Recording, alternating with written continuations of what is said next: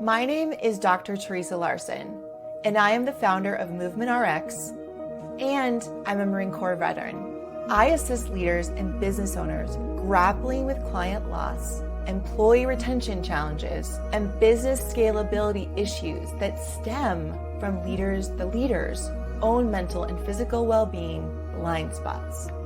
I do this through teaching business owners and leaders how to create a competitive advantage by dialing in their own well-being across 5 key health categories that impact how they show up for themselves, their people, and their families.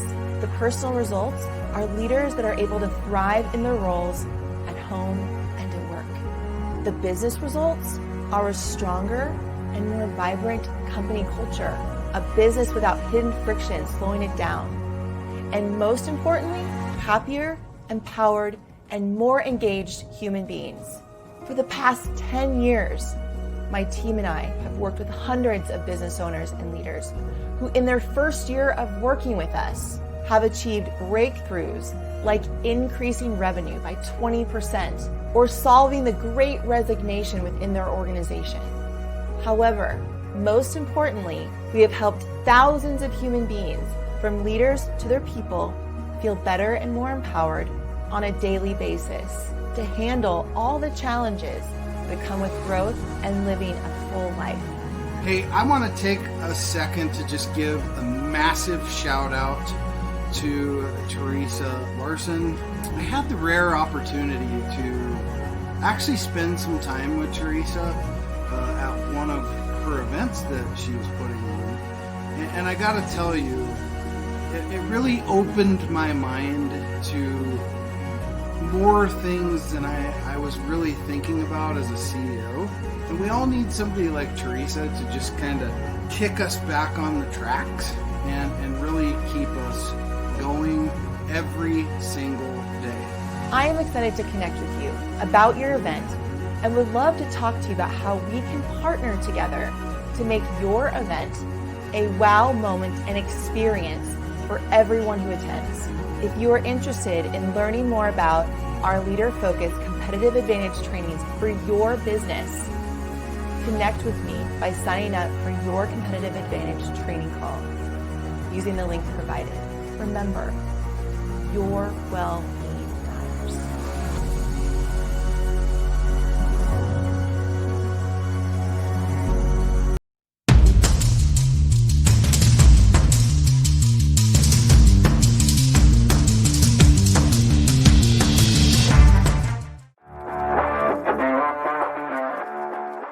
Welcome to HomeFront Sitrep. I hope you're in for a great show today, because I'm just a veteran talking about what's on my mind and maybe yours.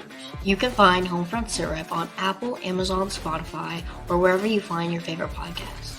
You can also check out HomeFront Sitrep's YouTube channel. Buckle up, the show is starting.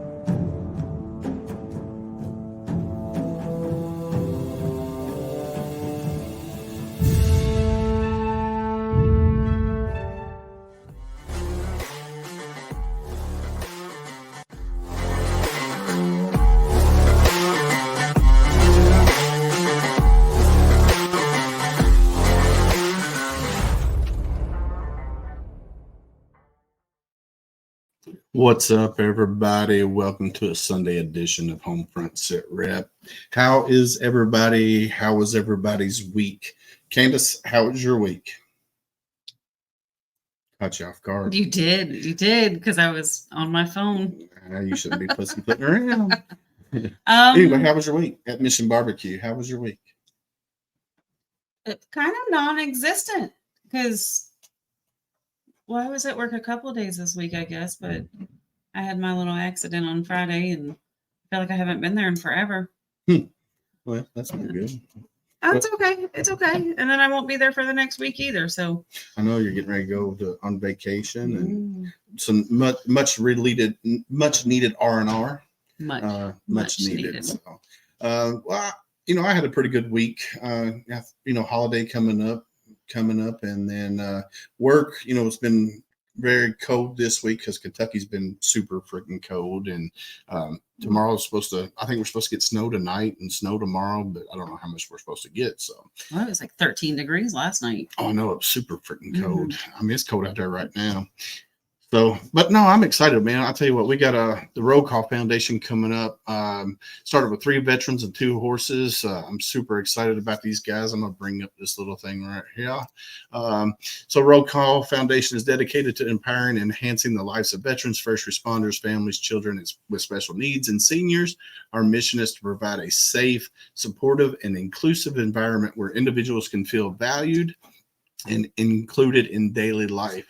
We're committed to fostering physical, mental, and emotional wellness through our equine assisted therapy program and other therapeutic interventions. And you can go to www.therollcallfoundation.org to learn more about these guys. So I'm going to bring them up on the stage. We got Don, Jim, and David. Welcome to the stage, gentlemen. How are you guys today? Hello, everybody. Hello. So go ahead. Let's start this off the right way. We're going to start with David down here at the bottom. Then we'll go to Jim, and then we'll go to Mr. Don.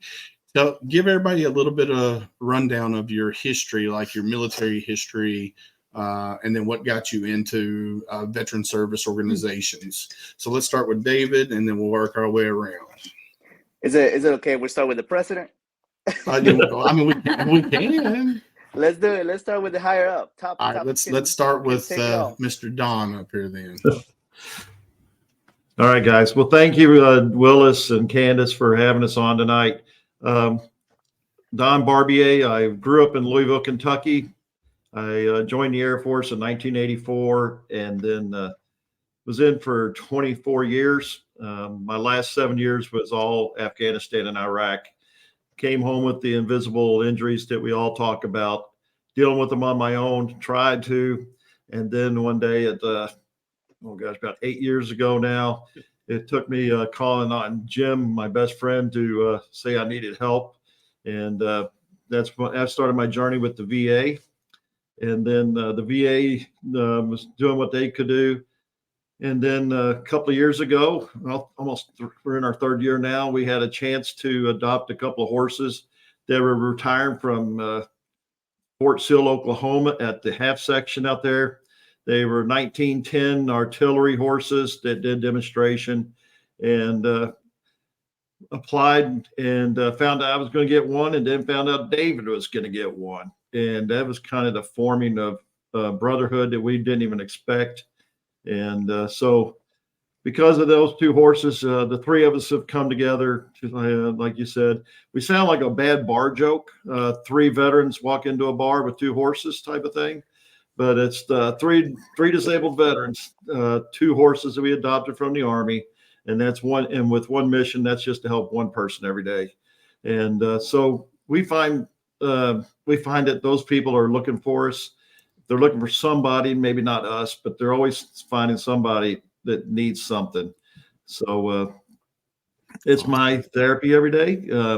It keeps me off of extra meds from the VA by having the Roll Call Foundation and my 2 brothers here to keep me in check.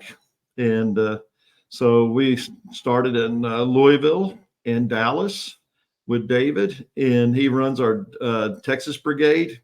And we've actually expanded now into the Louisiana state with the Louisiana Brigade down towards West Monroe, Louisiana.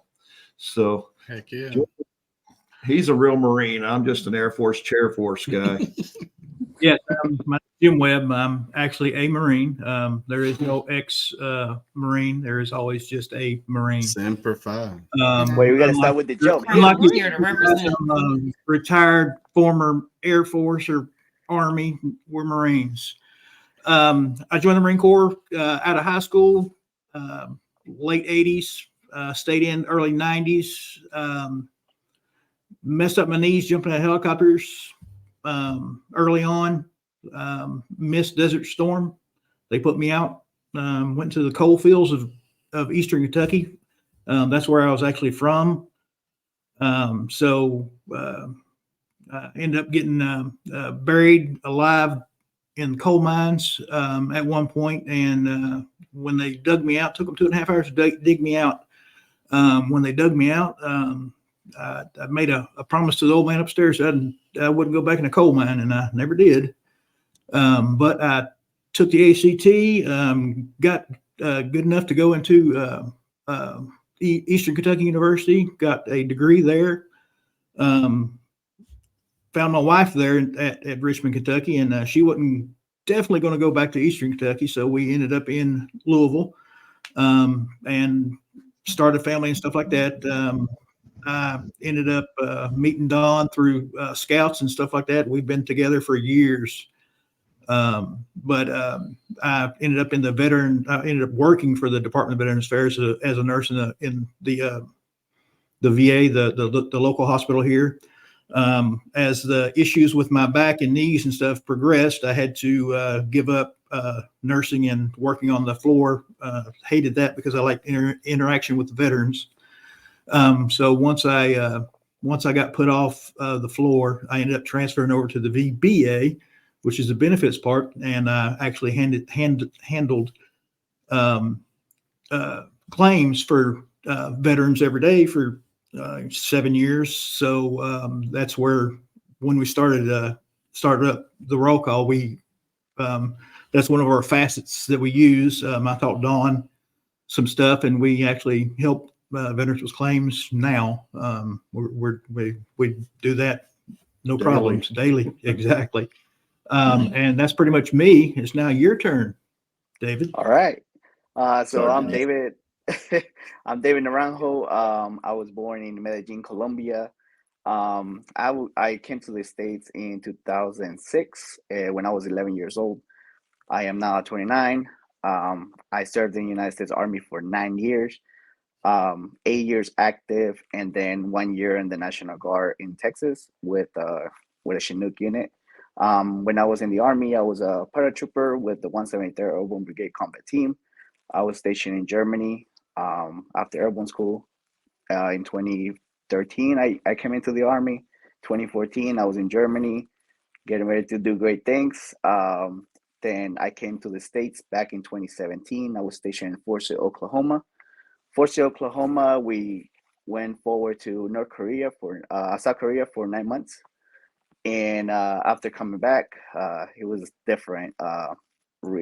Connecting with my family again, my kids, just dealing with the whole not being in the picture for 9 months, and just reconnecting them. I had a 1-month-old that I left with my wife by herself, and they were here, and I was just struggling mentally and physically with all my injuries obtained from jumping out of planes. I did 20 jumps. I just felt like it was time for me to go when I couldn't keep up with my young bucks. So, it was a tough decision, but I felt like my family was more important at the end of the day than anything else. Prior to leaving the military, I was able to be attached to the Fort Sill Field Artillery Half Section, where I was with them for 1 year and 3 months. I was a handler of some of the best looking horses in the world.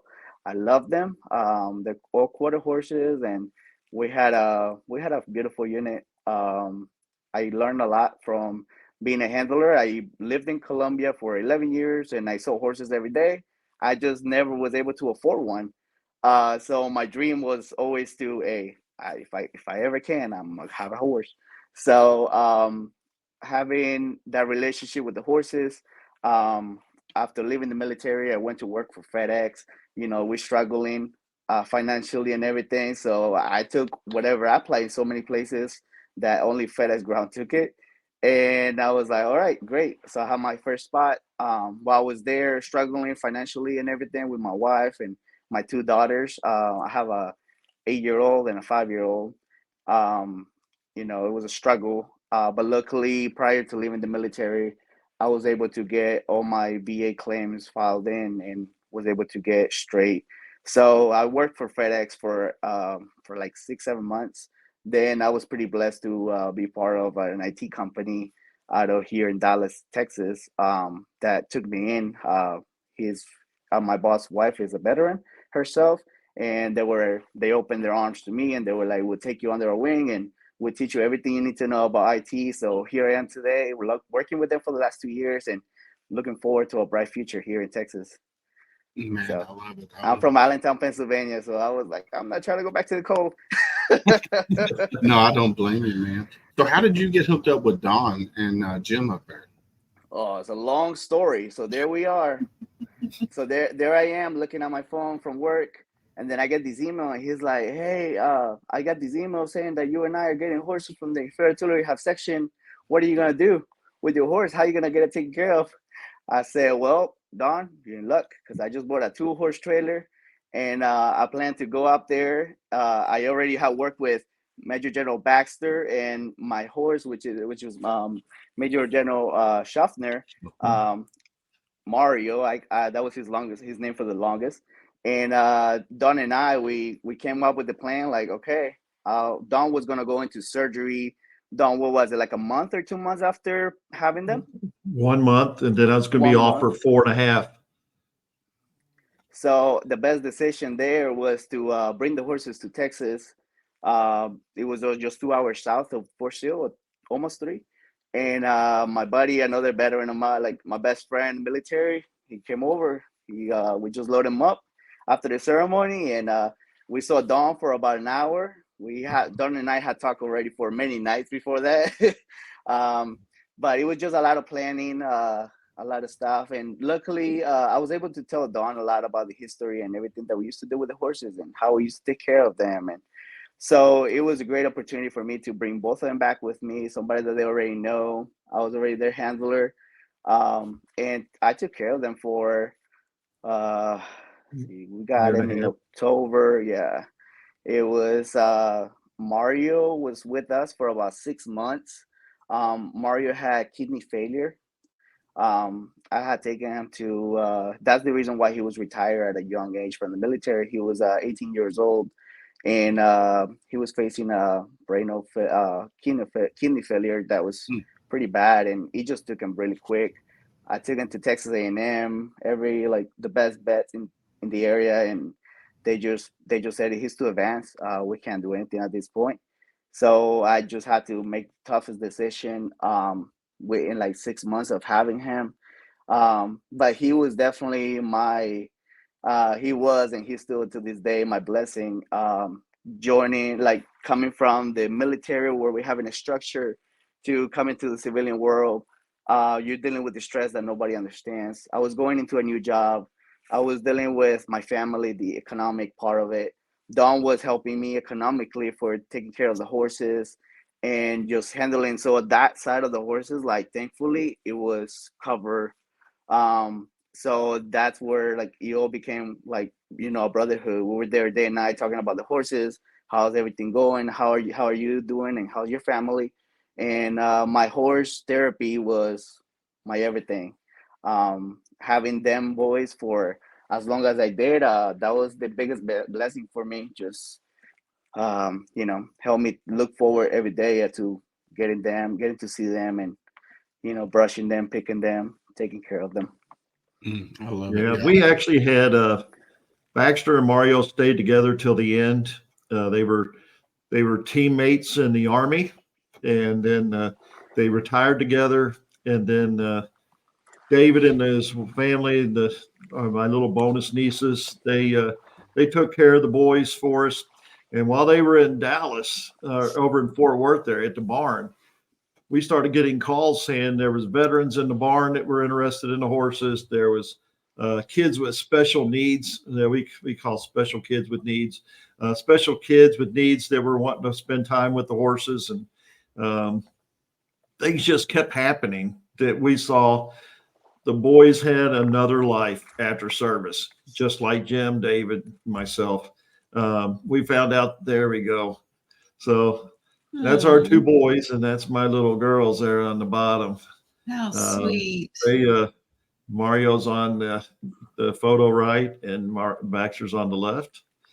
So those two little girls, they loved on those two horses, and Baxter and I don't know which one it was. They did a Easter egg thing at the barn, and Yes. Baxter and one of the girls won first prize for this egg carry in a spoon on a horse through obstacles, I believe, wasn't it, Dave?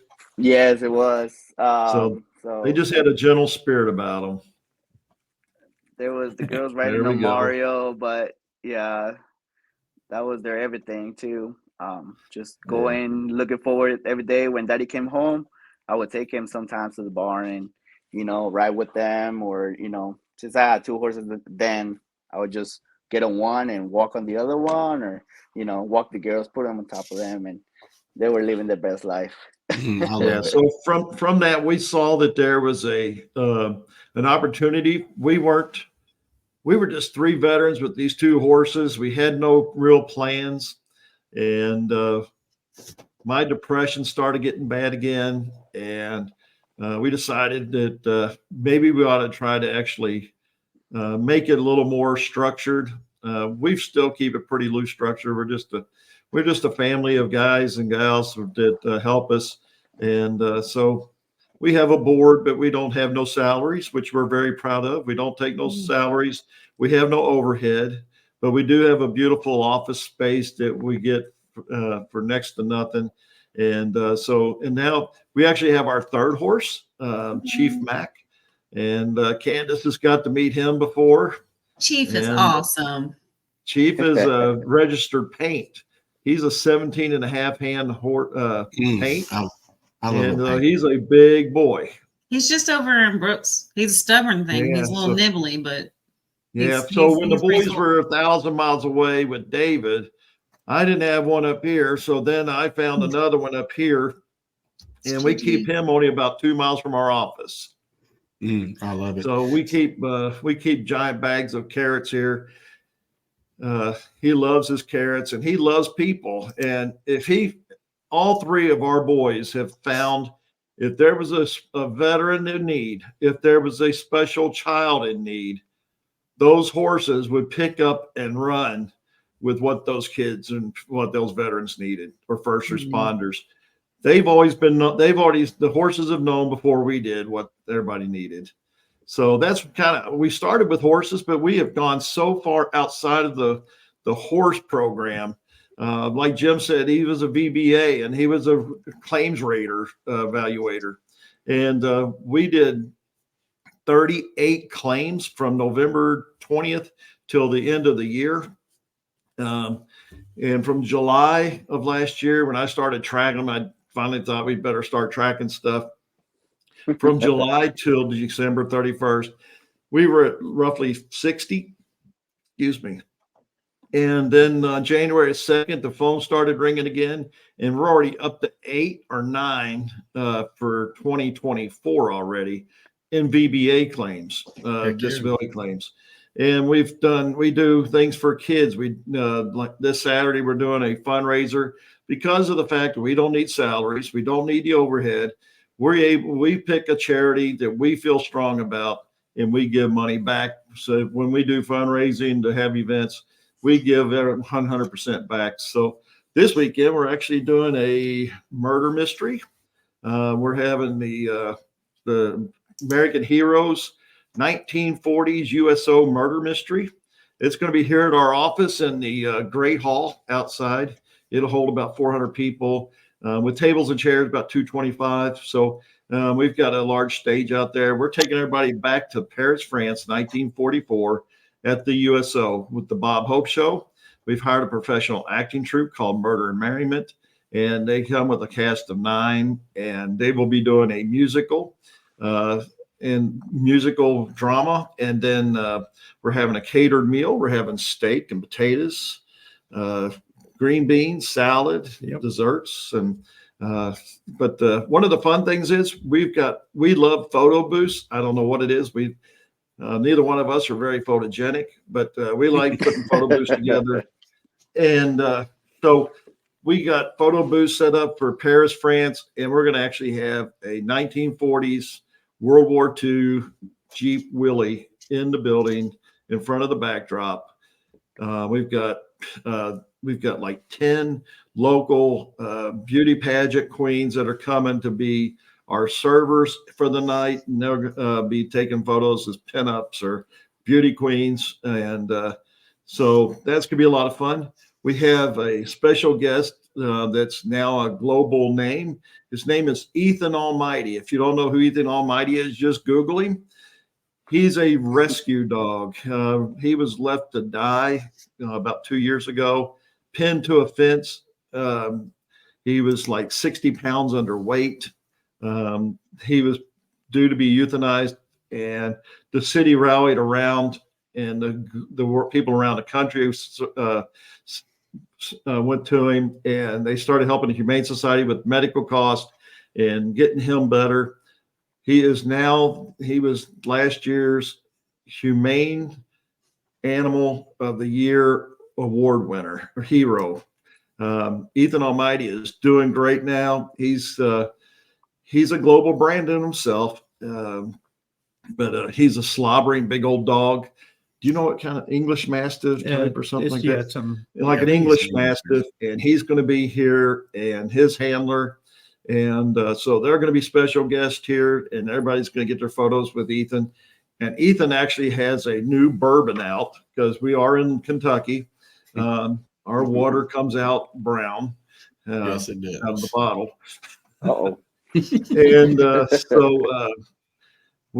he's got his own brand of bourbon coming out. It's being released on the 26th. And so we've already got 3 bottles picked up, and they're going to be part of a silent auction. One of them is, and it's going to have his paw print attached to it. And we'll see if we can get some more signature off of him. And so that's going to be a lot of fun having him here. Last night, I got a phone call that down about 3 hours southeast of here, down in Corbin, Kentucky, we have a 101-year-old Army Air Corps. I believe he was Army Air Corps. I think he was a pilot in the Air Corps in World War II. He's driving himself up here. Yeah. So I don't even like drive. I tell everybody I don't want to drive 30 minutes. I don't definitely want to drive at 101. So yeah. So and he doesn't have a handler. What's that? He doesn't have a handler. He don't need it. Well, he's got some handlers, but I think they're prettier than I am. Right. Sure. That's like Sergeant Major. Robert Brown. Yeah. Sergeant Major Brown has his, So Honor Flight Bluegrass, the Honor Flight missions around the country. Bluegrass is the chapter out of Louisville. They are our designated charity for the night, and 100% of what we raise will be going to Honor Flight to cover the flights of senior veterans from Vietnam, Korea, and World War II to take them up to Washington, D.C. for a day. So we're really excited about that. We've got some other special guests lined up. We're just waiting to confirm those tomorrow or Tuesday, and we'll be sharing who they are on our Facebook page. If you're on Facebook, we'd love to have you follow us at the Roll Call Foundation. Or like you said, if you go to www.therollcallfoundation.org, you can find out about who we are and what we do. But these 2 guys keep me straight, but behind them is a team of volunteers now that's ranging in the 20s probably. We've just had people come from around the city and the state that have asked to help us. We've got an Air Force veteran that helps us out of Cynthiana, Kentucky. Coast Guard, Coastie. And we got a Coast Guard. She's 17 and a half year Coast Guard. She lives here in the city. And we found out she's from Pennsylvania. And when she was a preteen till she went in Coast Guard, she actually did equine therapy as a handler. And Nice. So we called Coastie, we gave Coastie the job of being Chief Max Handler. And so she gets a lot of therapy out of him, and they help each other. So then we got Roll Call Gigi. Roll Call Gigi's husband was a Air Force full-time paramedic after military service, and Randy passed away, but Gigi is still serving in his honor, and she helps us every day, and she is my backbone to make sure I don't go to the wrong place at the wrong time on the wrong day. That's Miss Even Jane though she Jackson messed that's up a month commented ago. on We here. was actually ready for the podcast on December the 14th at 7 o'clock. Yes, you were. And so I got here early once, that was once and only time I think I've been early. Yeah. But you were super early. we've been just blessed. Candace helps us out with Mission Barbecue. We just have been blessed with so many people. We got the Airborne 82nd Airborne rep, Steve Simpson. We call him Eye Candy, and he just loves that name. He was in the just after Vietnam he went in. Yep. And but he's a great hand. I mean, if we have something going on, he's there. We got Kevin Trees, who's been on the show. He's one of our board members, and he's an above the knee amputee Marine. The injury happened after service, but while he was a police officer. And so Kevin helps us out on a lot of different projects we have going on. We got Leanne, who's a social worker. I'm trying to think of Tiny. I call her Tiny. Miss Mary. Oh yeah, Leah. We have Leah Pugh, who's Mrs. USA. She's our new public affairs officer. We actually had to create a position because of all of the advertisements and stuff like that we're doing. And so we just have a plethora, and we can't do it all without any.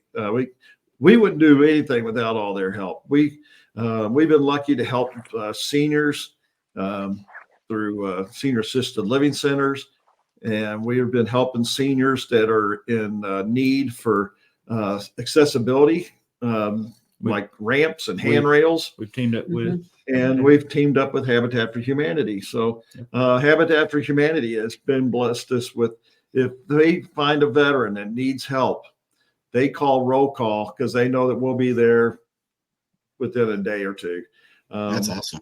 So we've built 4 ramps already. We got a 5th one on the books as of last Friday.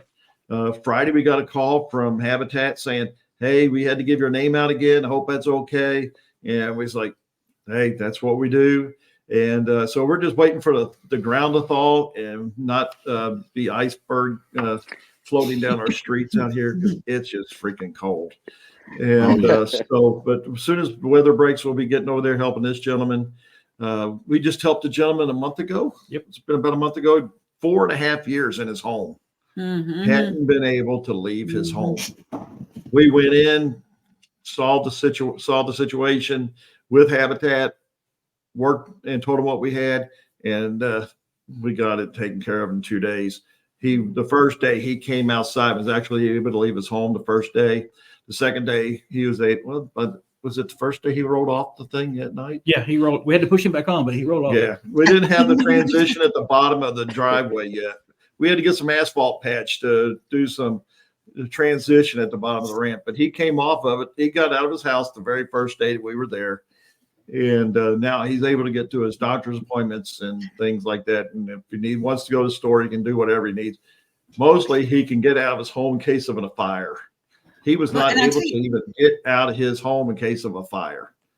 And it was a beautiful ramp. I had to stop by to check on all the boys, make sure they weren't hurting each other. But she brought coffee. She knew I liked it straight and black.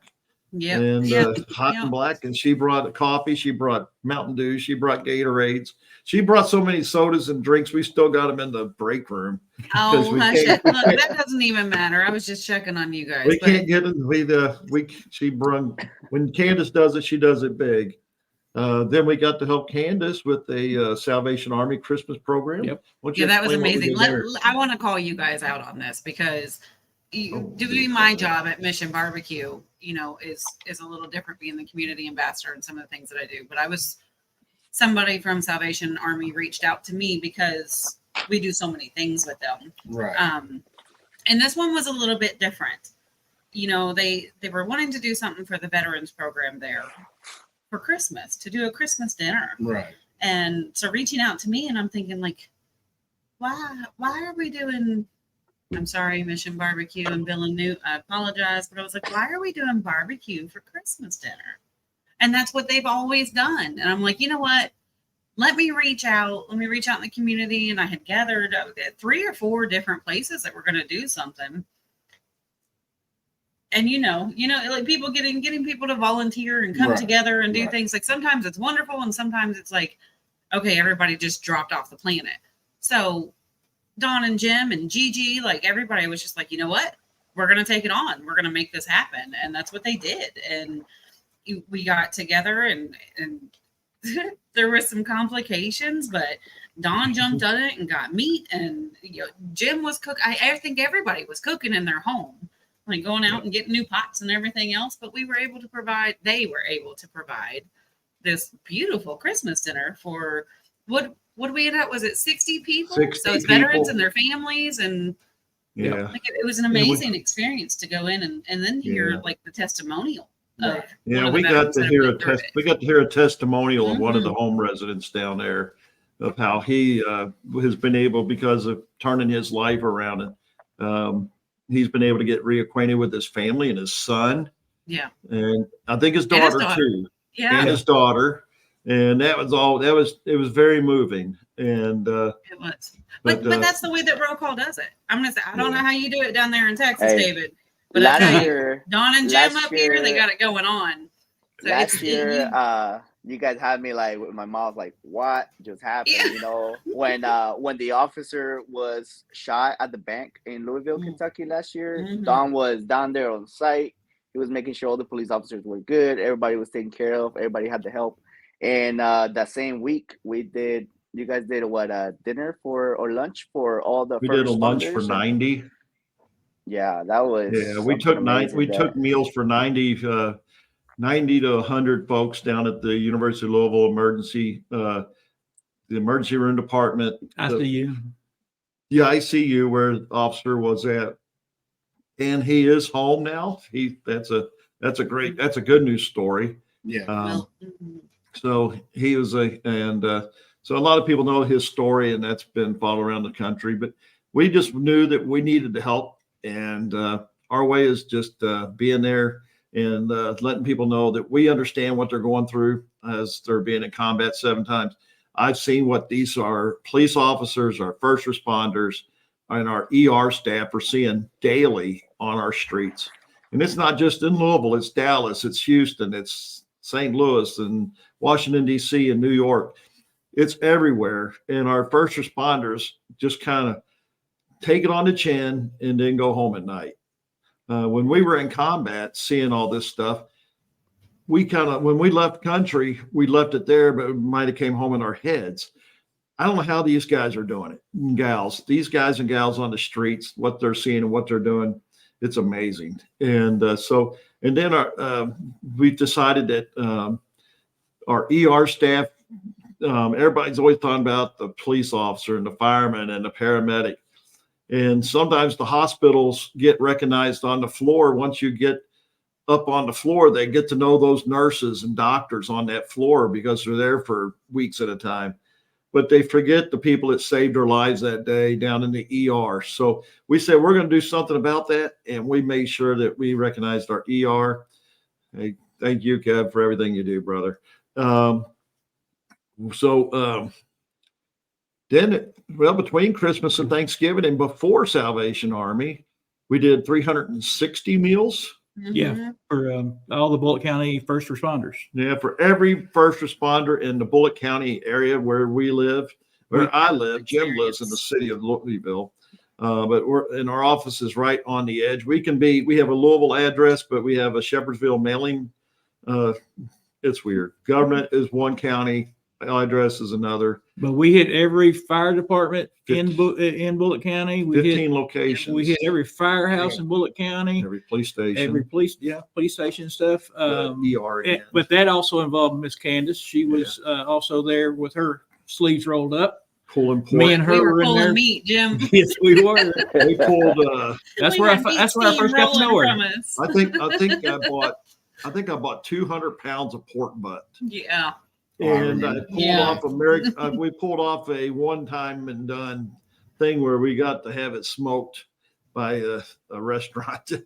Rather not be recognized, probably because they. No, probably, it's okay. It's okay. That's fine. but they smoked I our just kind of meat like went for us. around. They smoked our meat. She brought it over to us in the coolers, and then they got the pork special facials in the in our kitchen. Me and Jim was horrible. We were pulling Oh all my that gosh. meat, Jim. Oh my And that meat got hotter the further we got in that Yes, daggone it thing. did. Yes, It was a massive undertaking, but they got in there and clawed and stripped. It happened. And then we had The meat. the meat, yeah. Okay. Yeah, Okay. like my best suggestion for that I is saw where you're going, David. get rid of the claws. Don't Well, even we use had the the- we claws. Just had put a, on some we gloves had a and use your kettle hands. with That's the best way to pull Our meat. our Louisiana brigade was up here, and they helped us with the green beans. Yep. We went to strain the green beans. I mean, we had 10 gallons of green beans in a pot. In one pot, we had a 10-gallon pot going. Jim came in with a metal oar to stir the green beans. I mean, this thing's literally 4 foot long. It's hitting Jim was probably it's saying, hitting "That's money, dude." ductwork in the kitchen. And so then we went to strain out the green beans because we packaged every meal individual per person. Yep. We didn't just send it bulk. We made 350 boxes. And because we had people calling the police stations and the fire stations and the sheriff's office, the hospital, and the EMS locations, how many people you have at each location. Yep. 15 locations from the 4 corners of our town. And the awesome. reason we did that is because they had gone through just a hellacious week and a half. 2 little boys that were second and first grade. They had been shot to death by one of their family members. We had a lady get killed and dumped on the side of the road. We had a car accident where a tractor trailer hit somebody and It was killed bad. them. It was a bad week. And then we had Somebody else got hit by a train. We had a pedestrian hit by a train. Our folks were just being overwhelmed. Our fire and everybody was out there dealing with all these things. So we said we need to let these folks know that we appreciate them. And at the time of Thanksgiving, we thought it was the appropriate time, and we pulled it off. But when we went to do the green beans, though, So let me tell you, but I had no strainer. We were using a coffee cup to drain it and pull out 10 gallons of green beans. Oh, It was a man. mess. We had Leah go into her house and getting strainers. It was a good time. We now have a roll call strainer. It's big. Nice. And, Nice. Since then we've cooked again. Yeah. We love cooking in the Boy Scouts. We love cooking. We love teaching our kids to cook. I was a scoutmaster for many years. Jim's an active scoutmaster. Yeah. Our 3 boys are Eagle Scouts, and so that's a passion of ours, is our scouts. Another passion because of scouts is our Native American way of life. Hold on. Native American ways. Before you jump into that, hold on. I'm gonna go ahead and pay the bills real quick before we jump onto the power. Oh, okay. Give me a second here, Jim. You are not Jim, but Don. You are very long-winded, so we got to pay the bills real quick. So stand by. It's not the first time he's been told that. Owner of Talon Talents here, and I just want to say that we are ecstatic to be a major sponsor of HomeFront Sitrep, a community that is ran by veterans and made for veterans. So thank you for tuning in. Talon Talents was formed in order to create a music scene that was together in the form of a collective, so that no one has to do everything on their own. And guess what? We've been doing this for free for over a year. So please go and check out Talon Talents through Facebook or through our official website at www.talontalents.com. We'd love to hear from you. Thank you again for tuning in to HomeFront Sitrep, a veteran-owned and operated podcast.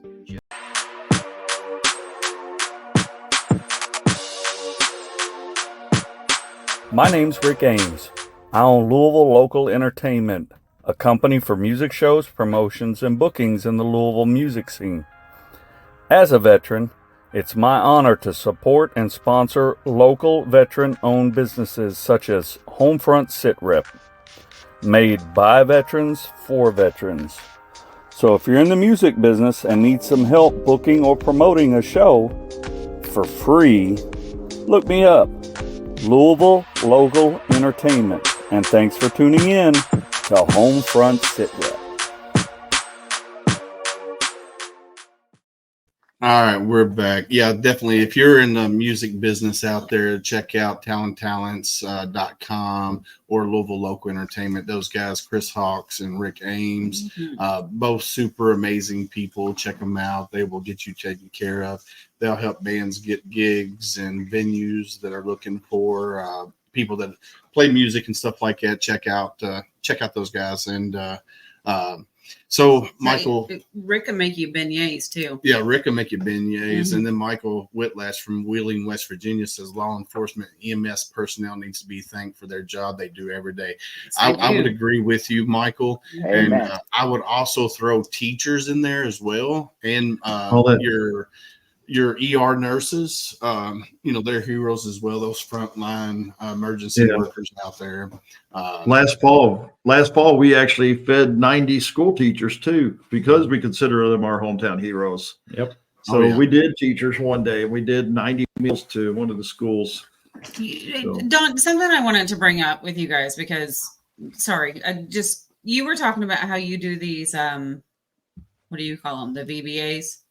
So you're helping these veterans get their VA compensation, their disability, their health care, that haven't had that or haven't known the correct way to go down that route. What I have found very interesting, being a volunteer for you guys and coming in and seeing some of the amazing work that you guys do, and I can't praise you guys enough for that, because there's never a question, there's never a hesitation. It's we're going to do it. It doesn't matter where it is, what it costs. We're going to do it. But what I found really interesting is what you're finding doing these VA claims, the age of some of the veterans that are reaching out to you that have never had any of this. I mean, because you've been, and I watched this man run before Christmas. Like he didn't stop. He wasn't getting, I'm sure his wife was so done with him not getting home till late and be gone all day.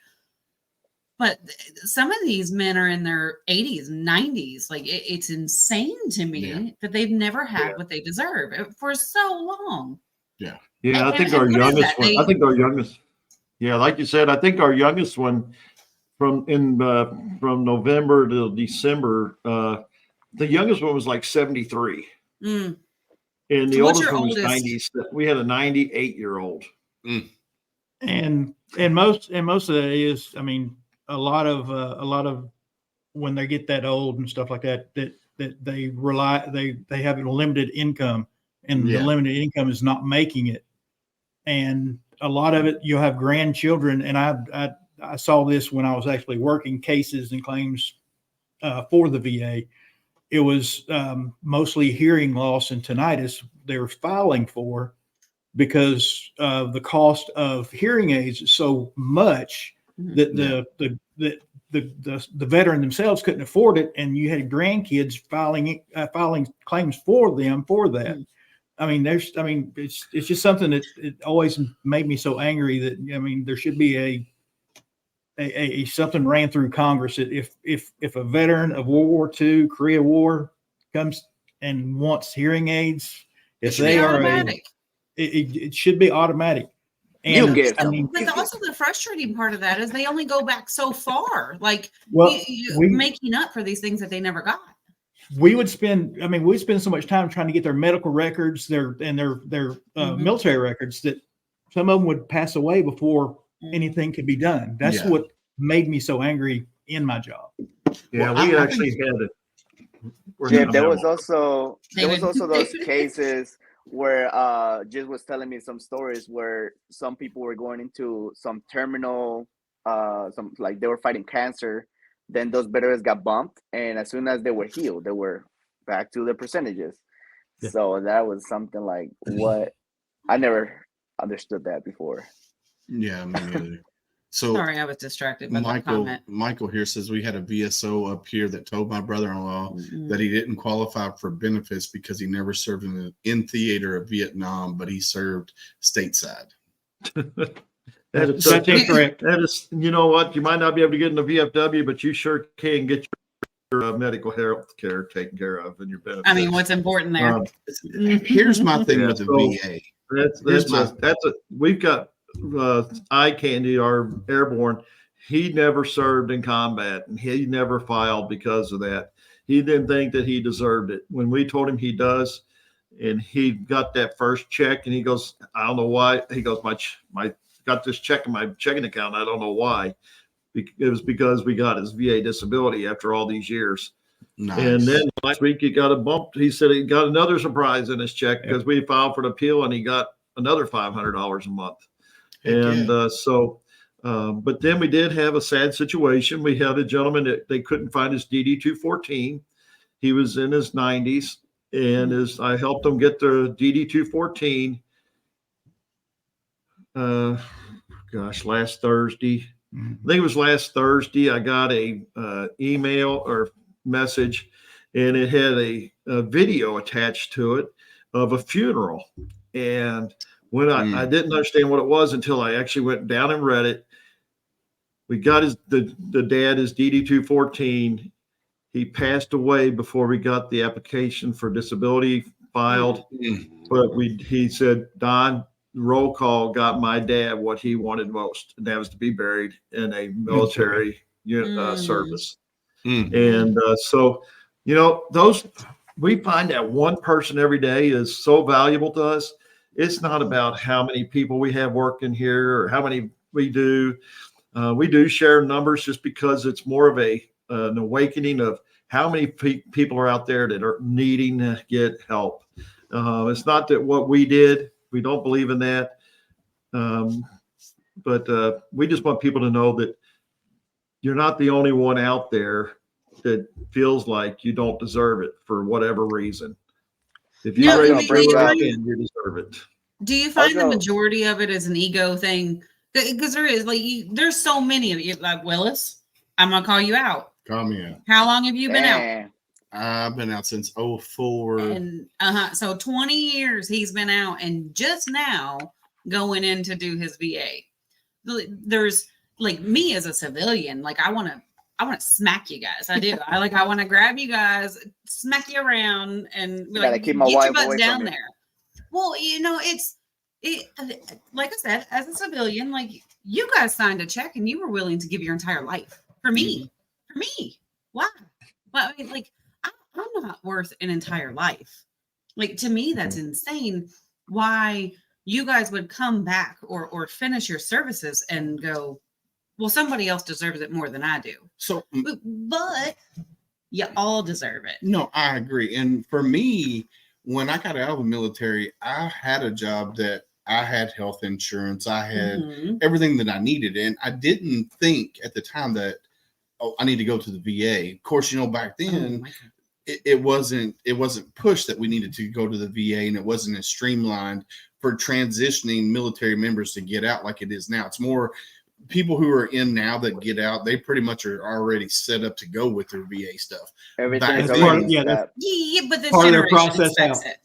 There is a difference in generation. This generation does expect it. All right, Dave, what you got? But there's one thing too. There's that stigma of soldiers being in service, and if you go to the doctor, to the anywhere just to behavioral health, you're being looked at as a shitbag. I mean, now things have changed a lot, but before, as I was in 2013, 2014, all the way to the 15, it was still like, hey, it was go, go, go. And the second you went to the VA or to the doctor, you got a profile, you were there back. I mean, that was all the airborne mentality. I don't know about, that changed the view. Or if you wanted to get out, you were also like, oh, hold up, this guy. Well, you know, it's amazing. A lot of times I found that my medical records all disappeared. There's zero medical records for 24 years. anyway, when they say that you don't have, when they try to make you say that you got to prove that you're service related due to combat or something, when you're in combat, if you're a combat veteran and you get hurt, unless you're missing a limb or you're got half your chest opened up, you don't run to the clinic and say, I hurt my finger, I broke my foot. There's guys out there that are fighting for their lives because of the injuries they sustained. So not everything did get reported. So we're having to rely on buddy letters and trying to find folks that you served with to say, yeah, I remember when when so-and-so got hit in the head by a truck door while he was trying to get away from trying to get into a bunker. So it's all good though. We're getting through it. The PACT Act has helped some.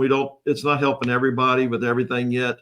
But there's just millions of people that have filed, and it's throwing the backlog out there further and further. Like with all these things coming about, why is there not a job within the VA of here we're hiring this huge group of people that all they do is go year by year and go back and automatically put these veterans into the VA services, regardless if your chest is open, if you're missing a limb, like what you guys did, regardless of going to combat or not, like you made a sacrifice that could have been you not coming home. Yeah. Let your medical be taken care of, no matter what you don't have it to be in is. combat to get hurt. Yeah, they're doing a better job now. Correct.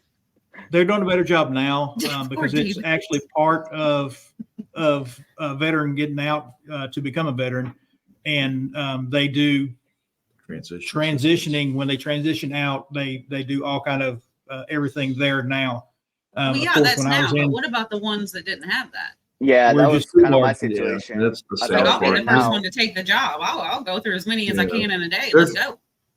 You could literally be leaving hundreds of thousands of dollars on the table with the U.S. government by not ever filing. And they're okay with that. They are definitely okay. Yeah. And the thing about it is, I didn't mean to say that only combat veterans should be able to say you got hurt.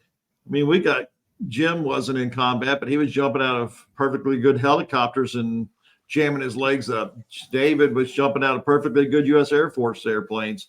But that's what I'm saying. It shouldn't matter if it's something you got service related. You signed the line. I don't care if it's not service related. Your health care should be taken care of. As Americans, we should be taking care of our military and our service members. Period. Well, that goes all the way back to Abraham Lincoln. I mean, it was a promise that he made. That you get me riled up on this. Like, I just don't. No, it's kind of like Jim said. The VA doesn't care if we apply or not. They don't care. And the reason there's such a backlog is because they're not going to rush it. Why would they rush it? I mean, yeah, they get all this money from the government to help veterans and whatever, our needs, but they're not going to rush it. I mean, why would they? It's kind of like being in the military. Hurry up and wait. But when a plane comes in and hits a building, they want you to hurry up. Oh yeah. Like, that's how it goes. Yeah. So it doesn't make sense. Like, it just doesn't make sense to me. Yeah. So we're gonna get heated on this. Let's move on. You're me all heated up. We're gonna drink some water. Give me a crown to eat. Like, I need to marine it down. Let's take ibuprofen and you'll be all right. Yeah. One of the other things we like to let people know is that we're here 24/7, 365. If a veteran or first responder is struggling with their PTS or whatever, just life, we do sit down and talk to them, and we will go sit in Waffle House at 2 a.m. and stay there till you feel safe. We are not afraid to answer the phone call and have somebody say, I need help. And we don't like to say that. I mean, it's becoming more acceptable for some people to do it. You're still going to have the guys from the barrel-chested World War II and Korea and Vietnam guys that are just never going to admit that they got emotions because that was the way they were raised. And so not that we've raised a lot of weaklings in the last generations, but I'm a crier. Jim knows it. Javen knows it. Candace has seen it. It's sad. But We're all human. He's Air Force. I'm Air Force. Oh, that's true. But All that the time Roll we've Call got to- Foundation is multifaceted. We're not just an equine therapy program. We have the horses. We use them for certain ways, and we see the benefits from them. It's bigger to always say that the heart of the horse knows the soul of the man 8 feet before he ever gets there. And our horses have always shown that they already know what's going on.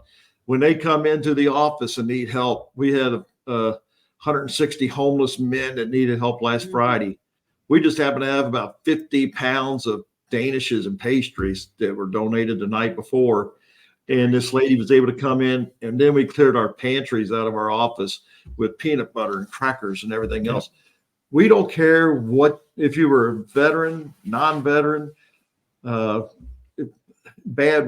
just if you're human, felon, whatever. Yeah, we don't judge. We don't feel like we can judge. We leave that for somebody much higher up. And also wanted to mention that we have the powwow coming up in October, which we were going to talk about. It's going to be our first annual roll call of veterans powwow with the Ohio Valley Native American Warrior Society. That's going to be the weekend of October the 18th through the 20th here in the Hillview. We've already got all of our guest drummers or they're called host drummers, guest drummers, performers. We have a Grammy-winning Native American wood flute player that he's going to be here. Fred Keems. It's going to be a heck of a time. We'll open up on Friday. The circle will open up on Friday, and it's going to be an education day for our kids from schools to come out. And then Saturday morning we'll open up they call it the circle, and Chief will be our horse will be. He's going to be coming out as the spirit animal for the week of the powwow, and the veteran Native American warriors, the veterans. They will walk into the circle, and everybody that will be participant in it will walk in behind them. So I think they're painting him up too, aren't they? He's going to get painted. He's already painted, but he's painted up some more. He's going to get some more paint on him. And so we've got that coming up. We got in March, we're doing the Great American Truck Show at Fairgrounds. We're doing a Keeping a Country Alive music concert series out there. And then we're hosting the after parties. Roll Call will be hosting the after parties. It's going to be at AMVETS Post 61 on Thursday night and Saturday night. Yep. Friday night, I'm working on it. We have a fish fry because it's Lent. That'll be here in our office before it. But after that, we might hopefully be able to have the after party here. That changed from the meeting. We keep a full calendar, and that's what Gigi. I call Gigi my keeper of all knowledge. And hey, last year we also did the memorial for all those brothers and sisters who are no longer with us. As our name goes for the roll call, we called every single one of them that we knew that everybody sent to us. And we put their pictures up, and we did an honor for them. And I think we had a couple hundred fallen warriors that we. I think this year we can do better than that. Yeah, that was our first attempt at it. We got a couple of hundred names, and we read them off one by one for name and service, and we did a final roll call. And that's awesome. And at the powwow, there will be an actual last roll call taken that night too, around the fire and stuff like that. And now will that be just Native Americans? So will that one be just like Native Americans that lost their lives during the battles? No, all veterans. Oh yeah. Okay, cool. It's open to all veterans. We'll be collecting the names, and then every name will be read off out loud at the powwow. I love it. I love it. So it's going to be a pretty moving experience. And that's another program. Little Army. Oh yeah, we have a. Well, we hey, actually Jim, found Jim, our. you Hey, can Emma, talk. let Jim talk. I mean, gosh. Jim don't like to talk. I don't like to talk. I'm a Okay, doer. to hear from Jim. He doesn't I- have I his like to comfort do- dragon with Tell him. them our programs, Jim. We also do the Ambucks things. We actually started a Ambucks chapter here in Louisville, the Twin Spires Ambucks. Money we raise from what was it one? Which one we did do? All our Christmas program, our Santa Express, Or helping Santa, around. yeah, the one we just did, Santa Express, helping around. That all the proceeds went to getting bikes for, and it's not just for the kids. The bikes can go to anybody, A veteran or veteran or child. And these are adaptive bikes. The adaptive bikes are made for the individual. It involves occupational therapy, physical therapy. They're the ones that write up the request. The request goes to Ambucks, and we actually four? We got 4 right now. We got 4 paid for right now between us, and we actually got some monies donated. CoSAR children donated and stuff like that. The Kiwanis of Louisville. Kiwanis of Louisville stepped up and Some picked up the. individuals. Yep. So we've got through. They're not cheap. They're not cheap. They're not cheap. The lowest you can get is like $800, $900, and they just go up from there to $1,400, $1,500. And the idea behind it is it costs nothing for the person receiving it. We want to pay for the bikes and stuff beforehand, and once we pay for as a chapter, once we pay for 10, we get 10. So that's where we want to head to is That's our goal. that. Exactly. This So year is we that hope to get 10 another within a 6. year, or What's that? overall as a chapter? Like, is that Well, overall if we- or within a certain time They frame? try to say they'd like for you to shoot for 10 in a year, but there is no actual timeline. No. We've already got 6 more kids in the queue that we could start looking at. The bikes have the physical therapist, occupational therapist, they take extensive measurements. And when you see the workup sheets, it's incredible. And then if a child or a veteran might not be able to use their feet and their legs, they put hand pedals on them. If they can't steer with the normal way, they got special steering mechanisms. These bikes it's an innumerable of adaptive styles that these bikes can get. Some of the bikes don't even look like bikes. Yeah. They call them Amtrikes. They actually look like, some of them look like giant tricycles that can be pushed by another person on the back because the child or the veteran can't do it. But it gives them the exercise of the brain on the left and right with the pedals. But if they don't have that ability to, no matter the ability of that person, veteran or child, the bike can be built modified to that thing. So no bike looks the same. The first bike we gave out was to a little boy named Liam. He was literally a half mile behind Mission Barbecue in St. Matthews. And it's what our logo came from. I'd seen the bike. I didn't get to know Liam at the time. I didn't know it was Liam's bike. And then when we went to take the bike to Liam, I got to meet him, and they pulled the bike out, and I go, "That's our logo." And it looks like a stretch limo. He has cerebral palsy and his legs are twisted, so his bike had to be stretched out because his legs can't be close. And after 5 minutes, we got a video of him going up and down the street like he'd been riding it for his whole life. How awesome is that? That is awesome. So our Ambucks program, it actually has included our ramps. And we are one of the few chapters around the country that actually do the ramps. A lot of them do the bikes, but most of them don't do the ramps. Yeah. We've been doing the ramps since day one of the foundation. When we started having needs and they came to us, we started building ramps, and then we find out that ramps is part of the Ambucks program. So it was just a good fit for us, and we're really excited about where that program is going to go. Yep. I mean, how awesome is that to be able to give that freedom to whether it's a child or a veteran or somebody that's been stuck in their home for 4 years and never been able to get out? Like, just that it feels good. And by the way, from home. Jim is a master hot cocoa. Masters and healthcare administration. I love it. All right, guys, we're going to cut it Sorry to out. talk so much. We get excited. We're very passionate. No, you're So, good. You're good. We can never shut up, can we, David? No, never. So let's put. So if somebody wanted to reach out to you guys, I know they can go to the rollcallfoundation.org or they can look you up on Facebook. How would they go about getting in touch with you?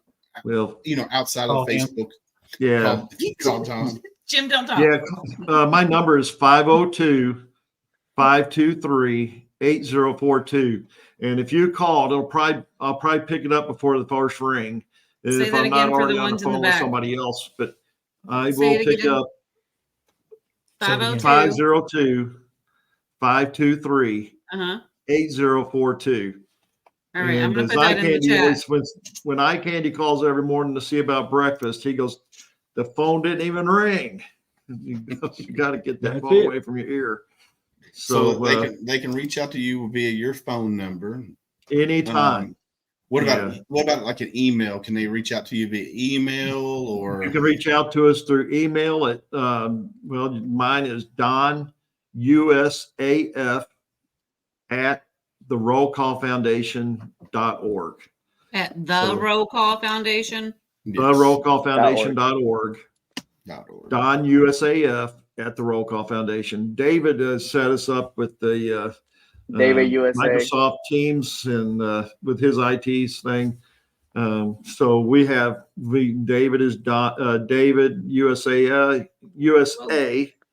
Mm-hmm. And Jim at the is, rollcallfoundation.org. At Roll Call Foundation, and Jim is Jim USMC. And then some of our civilians that are named first name and CIV at the foundation. But if you reach out to me, I literally have my phone moving in my hand. For this last hour, I've touched it twice off to the side, but that's I don't know why you don't have it attached. Like, go see a plastic surgeon. Yeah. Just have it like put in your ear. It is right there. He knows. There you go. They all know. But Jim's going to have, or Don's going to have an implant where he can sit in his eyeball. That's how he's going to have it. Yeah. You got the We wanted to contact. share something about something behind us we're really proud of. Let me ask real quick, Jim. Is it Jim USAMC MC. or USMC? USMC. Marine Corps. Like U.S. Marine Corps. Yeah, I United know. States Marine Corps. Hoorah. That's the guy next to you. U.S. Marshmallow Club. Oh, Right. come on. It's the crayon eaters. Look, there's crayons all around us, and his favorite flavor is red. Shots fired. Shots fired. Yeah, one of the things we're proud of is behind us. We got a chance to commission on Wednesdays in our office every Wednesday at 10 o'clock till about 1:30. We have about 12 ladies that come in here and do quilting, and all their quilts are handmade quilts, and then they give them back to the community. We actually commissioned them to do a quilt based on one of our favorite things to do at Veterans Day, Memorial Day, is go to our senior care centers and do our version of Johnny Cash's Ragged Old Flag. And we kind of do a little simple performance of acting out the song. And so we always take a flag with us of older age. We now have our own Ragged Old Flag that is a quilt.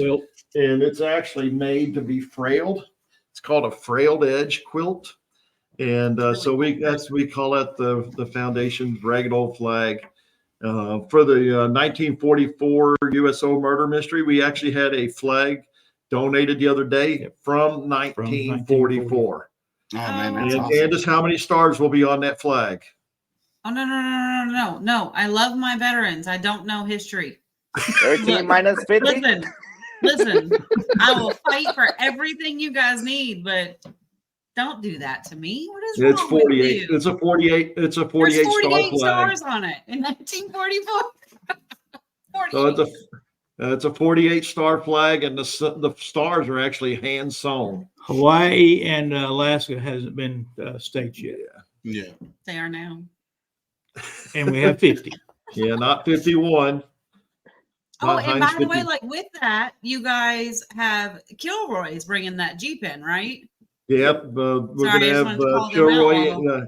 the Kilroy Jeep Group that does so much with Mission Barbecue in our community. We have permission to push a Jeep into the building. Mhm. And if you go out on our Facebook page, you'll see some of the backdrops that we're using. And I superimposed Mario, who's one of our favorites, with his World War II Jeep. It's going to be inside. And he got so excited. He goes, I saw my picture on your thing. And he was wondering how I did it. Adobe can do magic. And I don't even know why it does it. That Jeep's been It out at worked Mission out. I Barbecue. I was out superimposed it there to on make it look Veterans like Day. the photo booth. And it looks like Mario's in Paris, France with his Jeep. Yep. Mhm. And, Apple Tower. Nice. So, but Nice. we're going to have a great time this Saturday night. We just found out that we have 7 or 9 more volunteers that we didn't even know were going to come that are coming. I am so glad you said that because don't hate me. I'm not going to be here. Oh, Look at Imagine that. that. I'm sorry. It was unexpected, but I'm going to be in Massachusetts.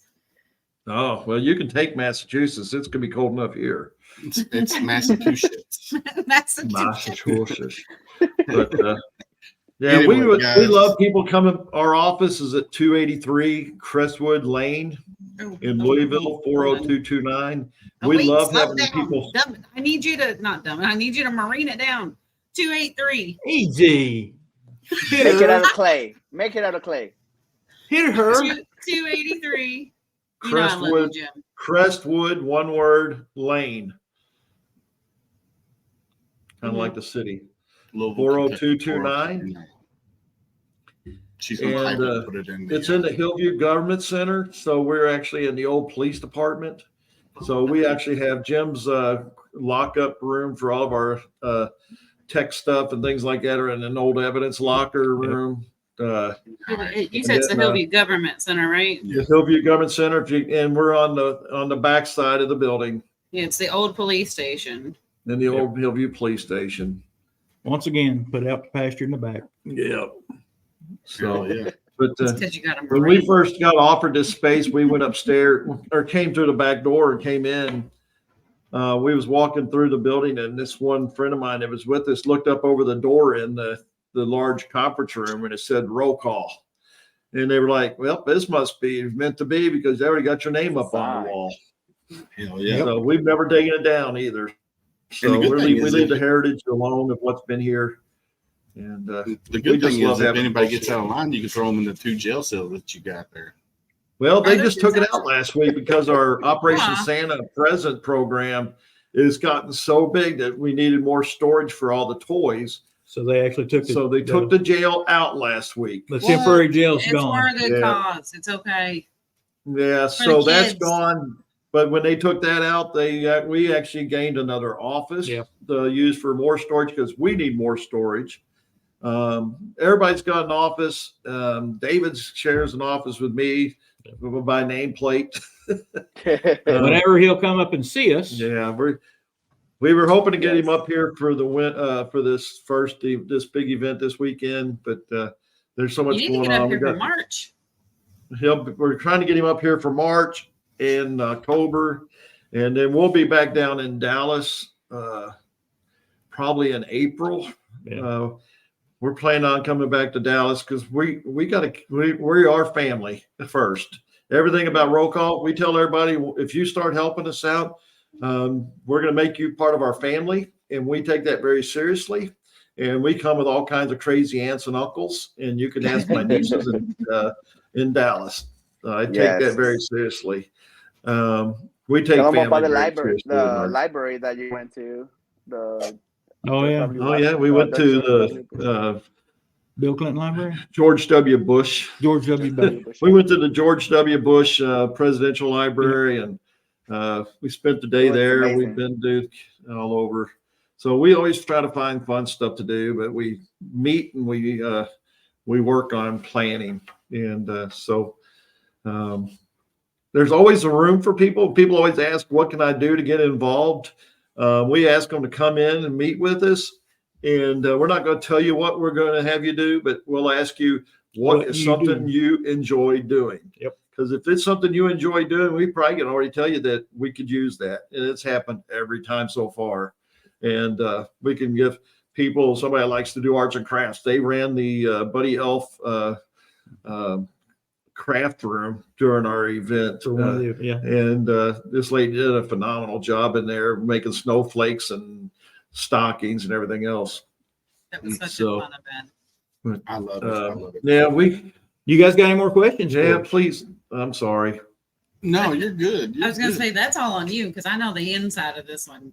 Well, I mean, I do too, to a certain extent. Well, we've had Willis out, so we've asked Willis to get involved with the music thing and stuff. Yeah, I can't wait for the Keeping It Country Live event that's coming up in March. Joe and Dave.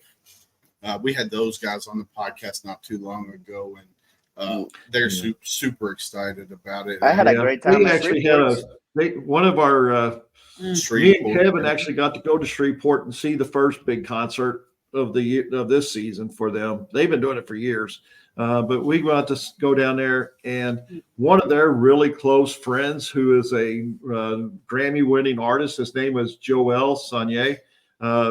He passed away last night suddenly.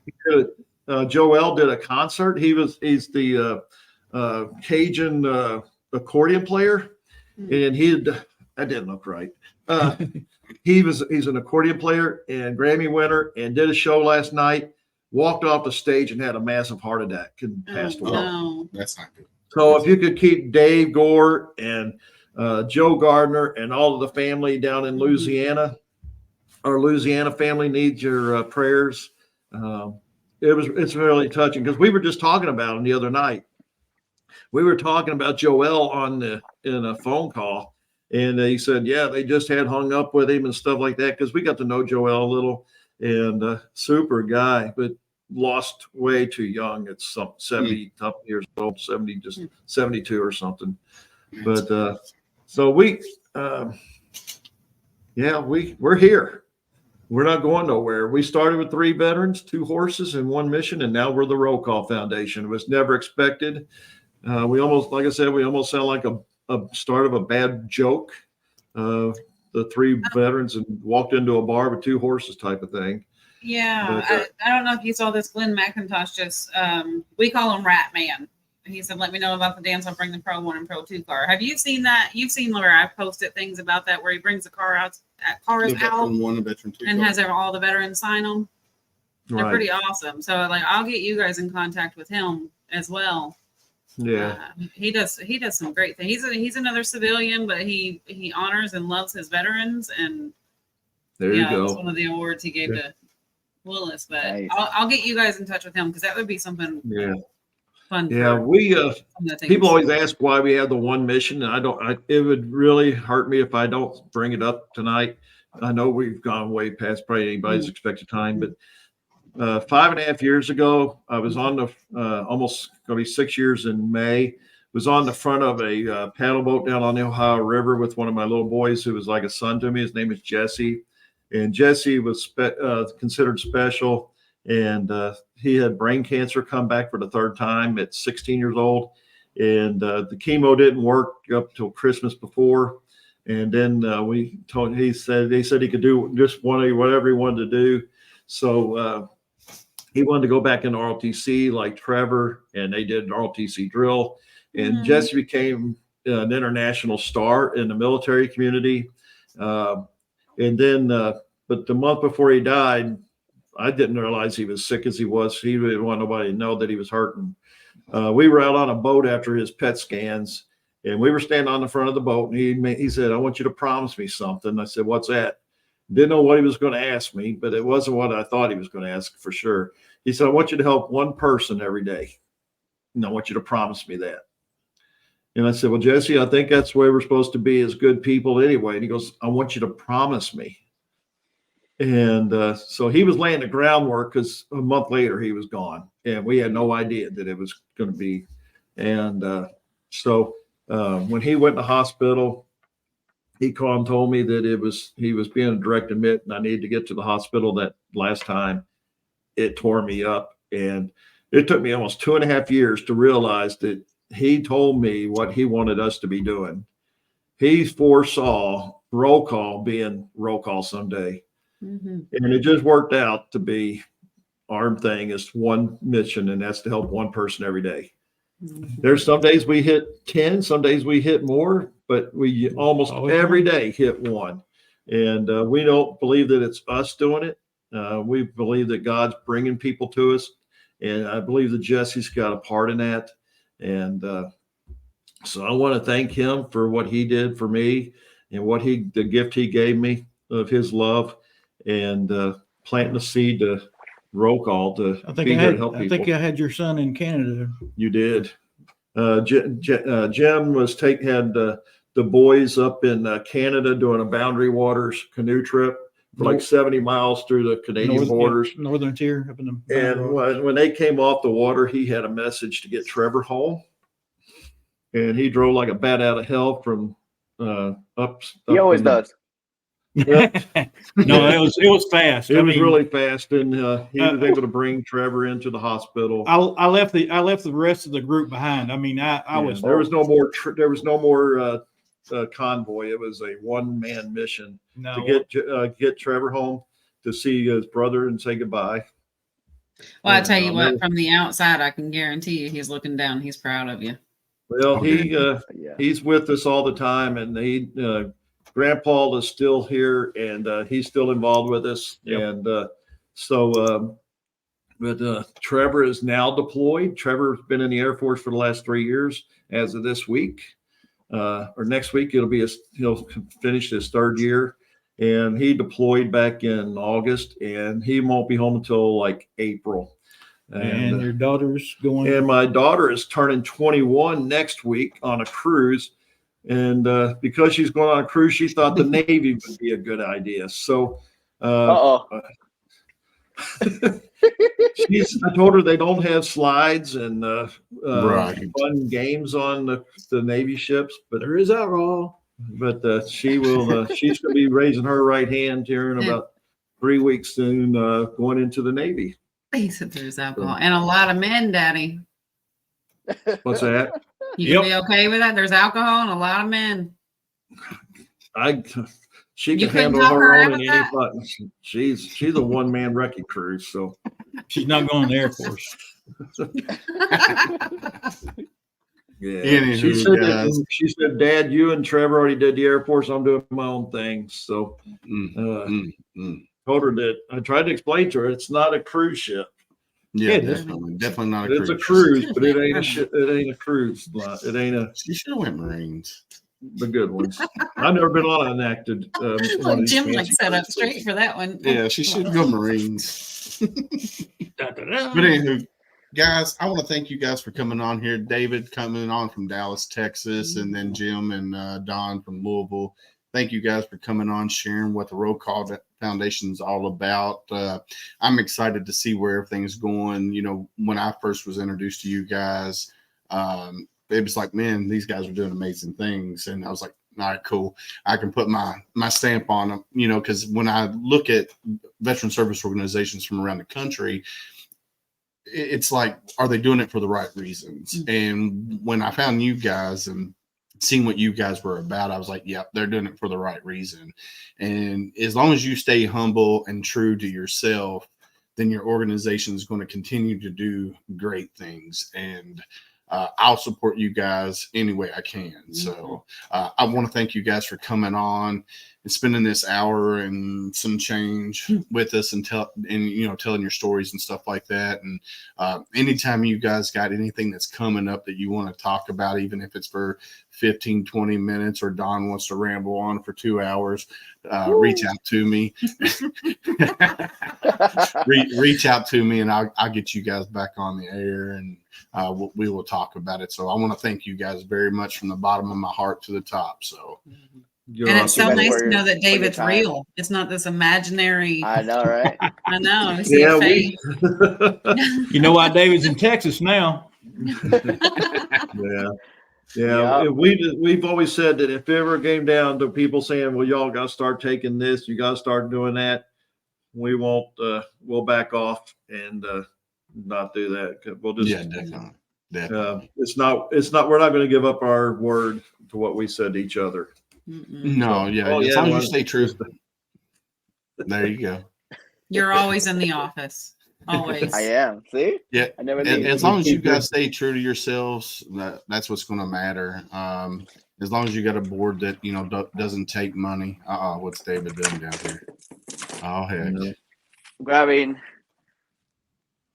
There you go. There you go. Of retirement. That's one of our Nice. boys. Our first two boys, they actually retired as major general, 2-star generals from the Army.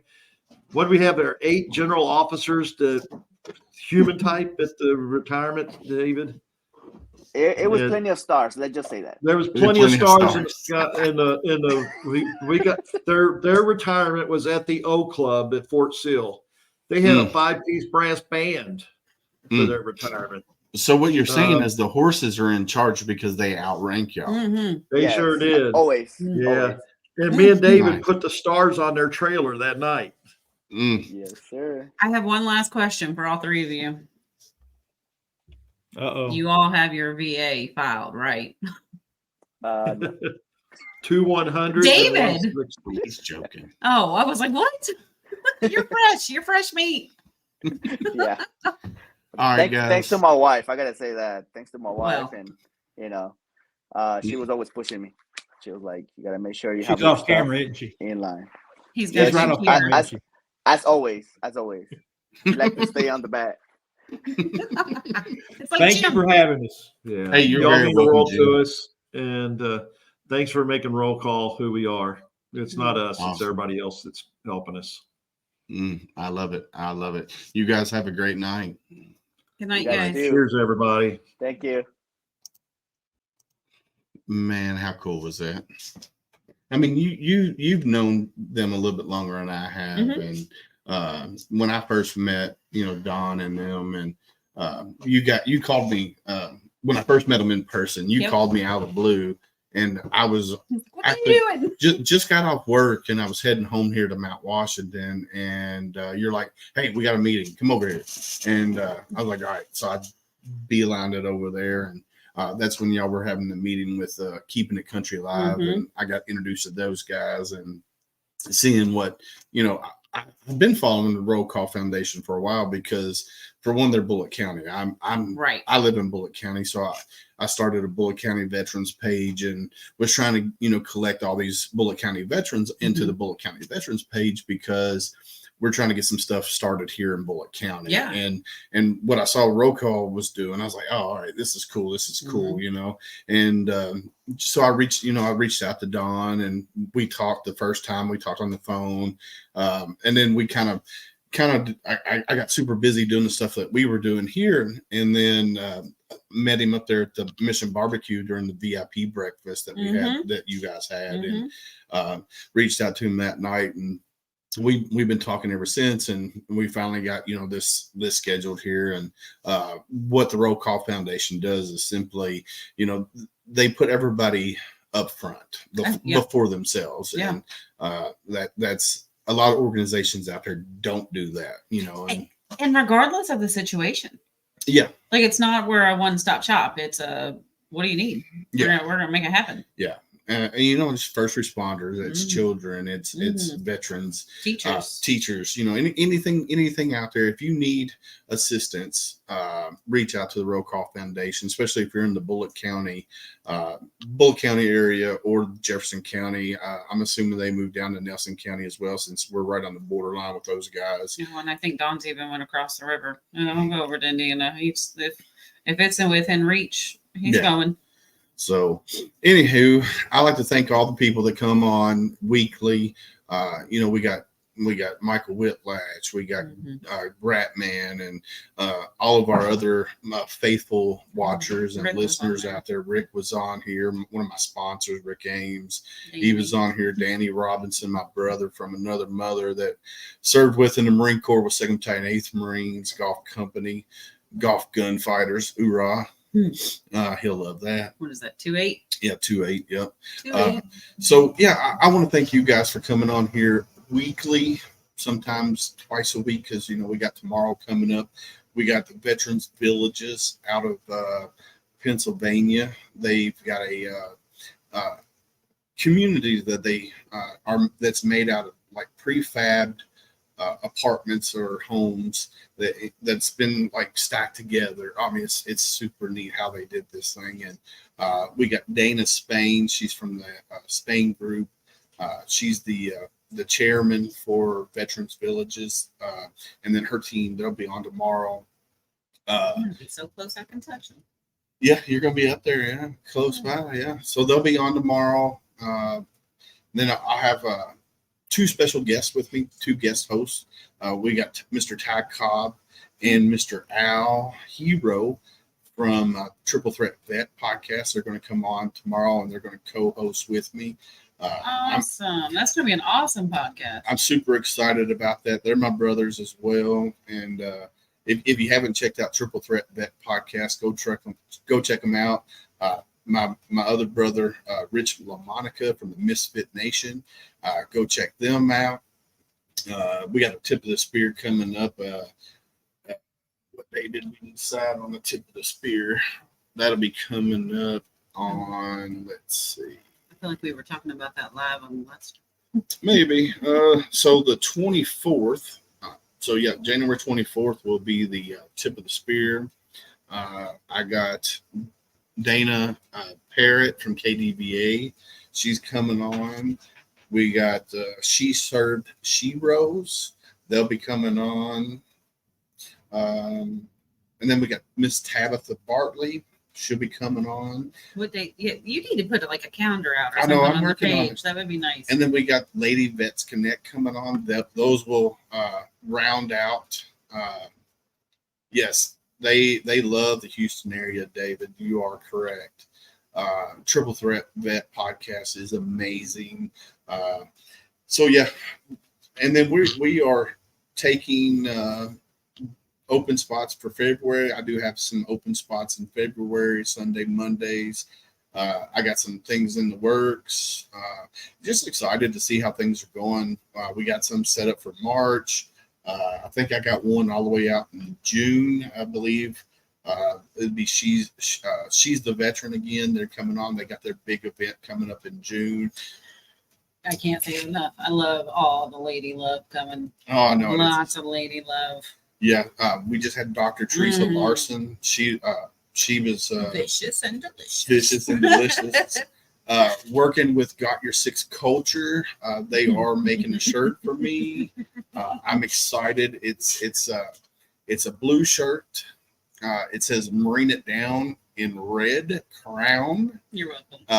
On one side, it's got the HomeFront Sitrep logo. The other side, it's got the same flag, same oath flag. On the back, it's got the Got Your Six Culture bullseye. We're working on another shirt that's going to be, I think we're doing a long sleeve shirt. It's going to be pink. It's going to have Vicious and Delicious for Dr. Larson. It'll also have, the HomeFront Sitrep logo on it. It'll also have same flag, same oath. Did you say is Homefront going on the Marine It Down too? Yes. Nice. So you'll have the same flag, same oath on this side. The HomeFront Sitrep logo on the other side. That's So, awesome. so it's going to be co-branded. Yeah. It's going to be co-branded. And the good thing is you'll be able to go to their website, sameflagsameoath.com, and you can order the shirt from them. And then what will happen is 25% of that will come to HomeFront Sitrep to help us continue our mission and helping veterans. And then the Dr. Larson shirt, I'm gonna call it Dr. Larson because she's the one. Yeah. She said Vicious and Delicious, her two friends. It's Yeah, so She's it's better. going to be. We'll get 25% of that as well, and what we'll Nice. probably wind up doing with that 25%, we will donate that at the end of the year. So here's what we're going to do: at the end of the year, that money will be donated to a 501c3 of our choice. So it could be the Roll Call Foundation. It could be Dogs Helping Heroes. It could be this. Damn you, Danny. Garlic. Say garlic. I parked my car in the Boston Harbor. I know, but it's fun. I might have to bring Danny on I here. don't know what I'm going to be able to do this week. Like, I'm not going to understand half the shit I'm talking about with somebody. Oh, I know. Anywho. No, sorry. Okay. No, golly. Danny, you got pretty Now, Danny's my brother, man. Let me tell you, this dude's, oh, man. Okay, now. We had so much fun. You got to call him out now. Mm. Yeah, you had so much fun until he threw you into traffic. No, it was so fun after that. I mean, he threw me in traffic. We were kind of intoxicated. A little bit. Just a little bit. A little bit. Full Camelbacks full of bourbon and Coke and beer. Oops. I think Bartell had beer. I think Danny might have had Sam Adams. Something. It was something. He had something in there in his, but I had bourbon and Coke, and we were all sharing. And Danny threw me in traffic. Luckily, you lived. I lived. You didn't die. I didn't die. But no, I had a great time, man. Let me tell you. Yeah, I'm gonna have to hold on tight this week, aren't I? Oh, yeah. No bourbon. No bourbon. I'm not good. Make sure you're not walking down the road in traffic. If you are, make sure you're on the inside. Love you too, brother. Man, I tell you what, Jim, I can't even talk. Jim, Don, David. I don't know if you go by Dave or David. I'm David. There's too many of you. Yeah. Thank you guys for coming on and sharing what the Roll Call Foundation is all about and your mission. It's simply amazing. I love it.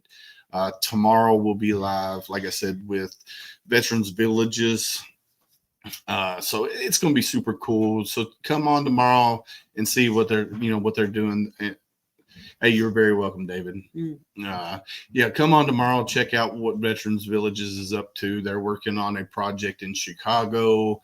They just finished the one up in Pennsylvania, and they're working. They're trying to get their what they're doing across the country for veterans. And hopefully, what they're trying to do eliminate. All right, Michael. Same time, same bat channel tomorrow, 7:00. But yeah, what Veterans Villages is trying to do is eliminate veteran homelessness throughout the country, and they got a great mission, and I'm super excited because if you know me, veteran homelessness is one of my key passions. It always has been. So you said that.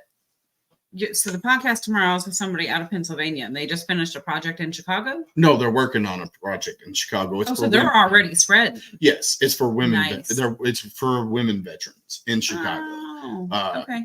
So yeah, the things that they're doing, it's simply amazing. So come tomorrow, check us out. If you're out there and you're watching, whether you're watching on Facebook or you're watching on YouTube, go to our channels, like, subscribe, share, follow, all that good stuff. The more you do that, the more we get out there, the more people we can reach out to. I got some people coming up that have reached out to me from downtown Los Angeles. Now they're an organization, it's Go for Broke. And I think there's something else, but they want to come on. They want to talk about Japanese American soldiers during World War II, which is, it's history. I love military history. We're going to reach out to them. We got a meet and greet with them coming up behind the scenes. So yeah, it's stupid cool. The people that reached out to us. I got emails galore that I got to go back through and reach out and get these people lined out to come on the show. I got Core Spice. I don't know if you know what that is, but it's a spice company for meats and vegetables, and it's called Core Spice. He's a Marine Corps veteran. He takes a percentage of the proceeds goes back to veterans that are to help deal with PTS and stuff like that. So I'm super excited about that. They're coming up soon. I think that's in February 5th, I believe, 4th or 5th. That's going to be super cool. So yeah, then I'm working on reaching out to Rocco Vargas with Borderline. If you haven't got this book, Borderline, Defending the Home Front, Vincent Vargas, he goes by Rocco. Definitely, you can get on You get it on an audiobook or you get it hardback like this. Reach out, read this. It's a hell of a read, I'm going to tell you right now. And I tell you what, I wouldn't want to meet this guy in a dark alley, bro. No. Did you read it or did you listen to it? No, I read it. You read the hard copy? Yes, I read it. No cheating. You didn't go listen to No it? cheating. And I hate reading, but it's a great read. If you drive long distances, definitely get it on audiobook. It will suck you in. So definitely get it. You're doing beautiful things, Mr. Willis. I try. Yeah. And then I got to get Mr. Matthias Carter. He wrote this book. It's called Instead of Sheep, A Soldier's Way of Explaining PTS to His Son. He's working on other books to the series. If you have young children, it's awesome. Read this book to them, and they will understand what you do. You know, the things that you go through. So I highly recommend it. You get this on Amazon. He's an Army veteran. He's also with the Road Home program up in Chicago, Illinois. So definitely reach, check them out, man. I'll tell you what, I love it. If you're, I got another author coming on, Terry Brown. I think it's what her name was. She's an author. She's getting ready to come on as well. So there's just so many things coming and going. It's hard sometimes to keep everything updated and ready to rock and roll. I almost need to hire an assistant sometimes. Don't look at me. You got too many plates. I'm flying. There's I'm my flying to beautiful wife. Massachusetts. Maybe I can get my wife as my assistant. Nah, probably. Come on, Julie. No, do it. No, she'd drive me crazy. She already does. But anywho. Hey, Miss Jennifer Reeson Gilpin. Hi, Miss Jennifer. Hi, Jen. I know I haven't seen her face in like days upon days. I know. I love Jennifer. She's too. amazing. Guys, if you need any catering done, reach out to Miss Jennifer Gilpin at Mission Barbecue. Yes. She is simply amazing. I love Jennifer. I've known Jennifer for quite some time. And she's got a no, I agree, Michael. She does. My wife has a license to drive me crazy, and she does it daily. But yeah, like I said, if you need any catering need done, reach out to Miss Jennifer Gilpin at the Mission Barbecue in St. Matthews. She's going to take care of you. She will take care of you. You talk about like the servant's heart, because that's our big thing at Mission is the servant's heart, and that woman. Yes. Yeah. And then Dr. Larson, if you didn't watch her episode last, what was that, Sunday? Yeah, it was last Sunday. Yeah, last Sunday. Go back to hers and look at the comments, because at the end she put a free gift in there. Go check them out. Go check that gift out. Download that. And that was really cool. I did. You did? Yeah. Awesome. Yeah. No, I'm a procrastinator. I read it and looked at it. I have not used it yet, but it's awesome.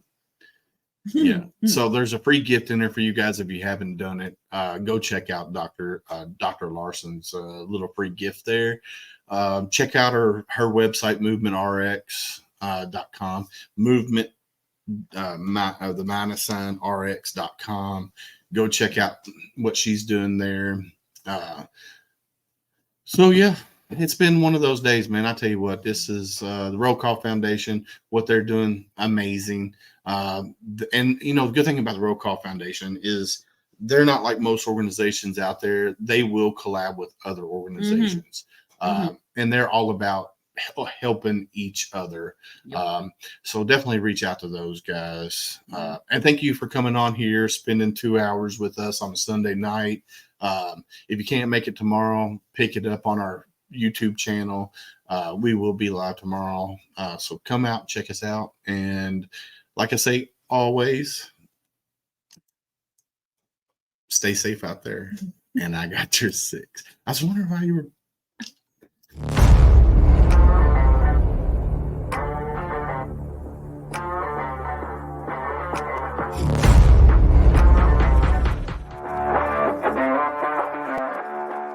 Thanks for listening. Hope you enjoyed the show. Suggestions and comments are always welcome. Cannot wait to have another great show with y'all. Don't forget you can find HomeFront Sitrep on Apple, Amazon, Spotify, or wherever you get your favorite podcasts. Stay safe out there. I got your 6.